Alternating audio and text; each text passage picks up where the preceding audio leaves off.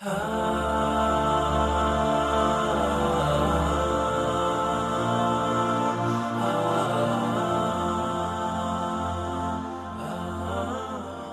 ismim Muhammad Malik Zakariya va men Filippinda nasroniy oilasida o'sganman.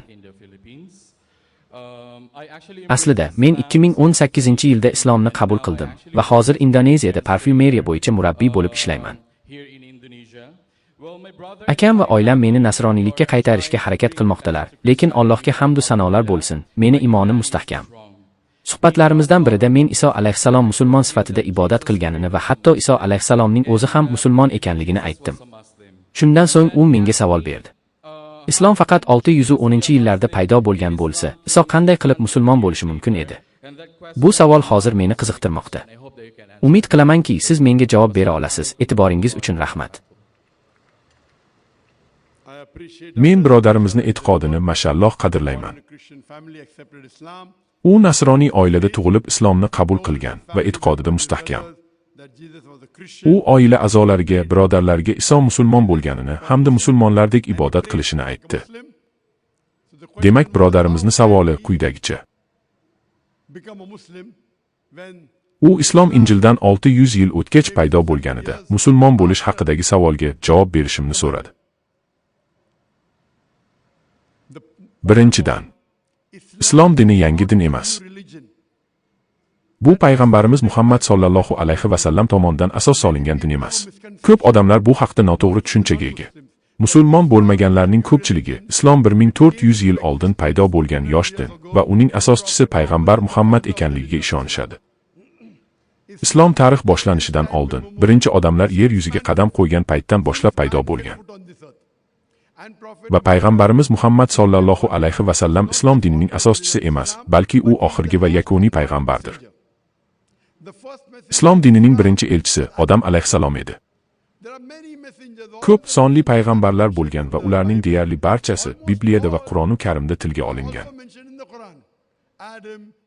Odam, Nuh, Ibrohim, Muso va Iso alayhissalomlar tilga olingan. Payg'ambarimiz Muhammad sallallohu alayhi va sallam esa so'nggi va yakuniy payg'ambardir.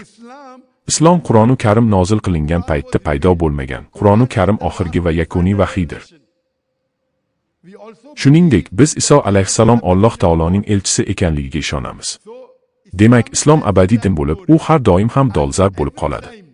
Agar siz yagona Alloh taologa va uning payg'ambariga iymon keltirsangiz, siz musulmon hisoblanasiz. Muso alayhissalomning davrida Alloh yagona ekanligiga va Muso alayhissalom Allohning elchisi ekanligiga ishongan odam musulmon hisoblangan. Iso alayhissalomning davrida ham yagona Alloh borligiga hamda Iso Allohning elchisi ekanligiga ishongan odam ham musulmon hisoblangan. Payg'ambarimiz Muhammadning davrida ham va undan keyingi davrda ham, agar siz Alloh yagona ekanligiga va Muhammad payg'ambar Allohning elchisi ekanligiga ishonsangiz, siz musulmon hisoblangan bo'lardingiz. Shunday qilib, o'sha paytda kimdir islomga ishonishi uchun Muhammad payg'ambarga ishonishi shart emas edi. Lekin agar siz qodir Allohga va payg'ambar Iso alayhissalomga iymon keltirsangiz musulmon bo'lasiz. Biroq payg'ambar Iso alayhissalom Alloh taoloning elchisi bo'lganligi sababli u payg'ambarimiz Muhammadni kelishini bilar edi. Va u bu haqida bashorat qilgan. Birinchidan, nega men uni musulmon deyman? Bu haqda Yuhanna xushxabarning 5-bobining 30-oyatida Iso alayhissalom aytadi. Men hamma ishimni o'zimcha qilmayman. Balki Xudo menga nima buyursa, shuni qilaman.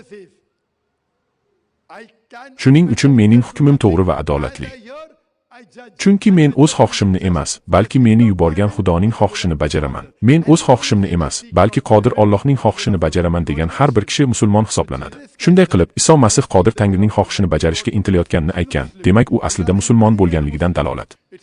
Matto xushxabarning 26-bob 47-oyatida Getseman bog'ida yuz bergan voqea bayon etiladi. Iso Masih bir necha qadam oldinga yurib, Yahudiylar odatiga ko'ra tizzalab sajda qildi va undan avval o'tgan barcha payg'ambarlar singari Alloh taologa ibodat qildi.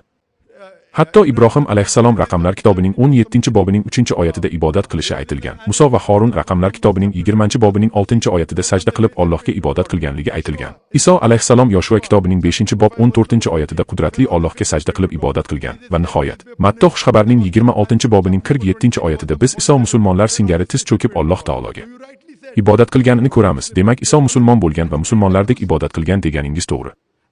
Va O'sha davrning odamlari payg'ambar Muhammad haqida bilishmagan. Lekin Yuhanno xushxabarida Iso Masih bilan bog'liq ko'plab bashoratlar mavjud. Masalan, Yuhanno xushxabarning 14-bobining 16-oyatida va 15-bob 26-oyatida va Yuhanno xushxabarning 16-bobining 7-oyatida Iso Masih, agar men ketsam, siz uchun yaxshiroq bo'ladi deb aytadi. U agar men ketmasam, tasalli beruvchi kelmaydi, agar ketsam, u keladi deb aytadi. Yana Yuhanno xushxabarning 16-bobining 12 va 14-oyatlarida Iso Masih shunday deydi: Men sizga ko'p narsani aytmoqchiman, lekin hozir ayta olmayman. Haqiqat ruhi kelganda, u sizni har qanday haqiqatga yo'naltiradi. U o'zidan gapirmaydi, balki eshitganini aytadi va u meni ulug'laydi deyilgan. Shunday qilib, o'sha paytda Iso payg'ambar oxirgi va yakuniy xabarchi kelishi kerak bo'lgan Muhammad payg'ambarimiz haqida aytib o'tgan. Shunday qilib, o'sha paytda payg'ambar Iso alayhissalom Muhammad alayhissalom hali tug'ilmagan bo'lsa-da, u payg'ambar haqida bilar edi. Shuning uchun u Muhammad payg'ambarning kelishini oldindan bashorat qilgan. Musulmonlar uchun bu tabiiy, chunki u Allohning eng qudratli elchilaridan biri edi. Umid qilamanki, savolingizga javob berdim.